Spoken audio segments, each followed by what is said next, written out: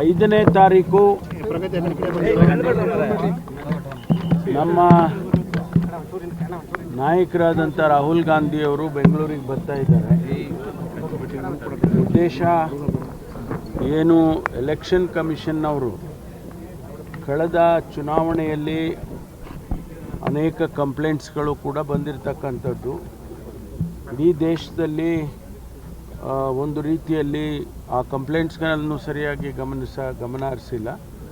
ಜೊತೆಗೆ ಸಾಕಷ್ಟು ಮ್ಯಾನಿಪ್ಯುಲೇಷನ್ ಆಗಿದೆ. ವೋಟರ್ ಲಿಸ್ಟಿಂದ ಬಿಟ್ಟಿರತಕ್ಕಂಥದ್ದು ಮತ್ತು ವೋಟರ್ ಲಿಸ್ಟಿಗೆ ಸೇರಿಸುವಂಥದ್ದು, ಇದೆಲ್ಲವನ್ನು ಕೂಡ ಭಾಳ ಅತಿ ಹೆಚ್ಚಿನ ಪ್ರಮಾಣದಲ್ಲಿ ಇಡೀ ದೇಶದಲ್ಲಾಗಿದೆ ಅಂತೇಳಿ ಅವರು ಪ್ರೊಟೆಸ್ಟ್ ಮಾಡ್ತಾ ಇದ್ದಾರೆ.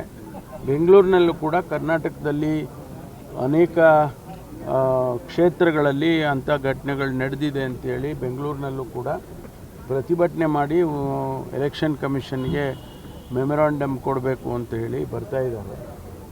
ಹಾಗಾಗಿ ನಾವು ನಮ್ಮ ಜಿಲ್ಲೆಯಿಂದನೂ ಕೂಡ ಜನ ಹೋಗಿ ಅಲ್ಲಿ ಅವರು ಭಾಗವಹಿಸೋದು ಪ್ರತಿಭಟನೆ ಅಂಥೇಳಿ ಅದಕ್ಕೆ ಸಭೆ ಕರೆದಿದ್ದೀವಿ.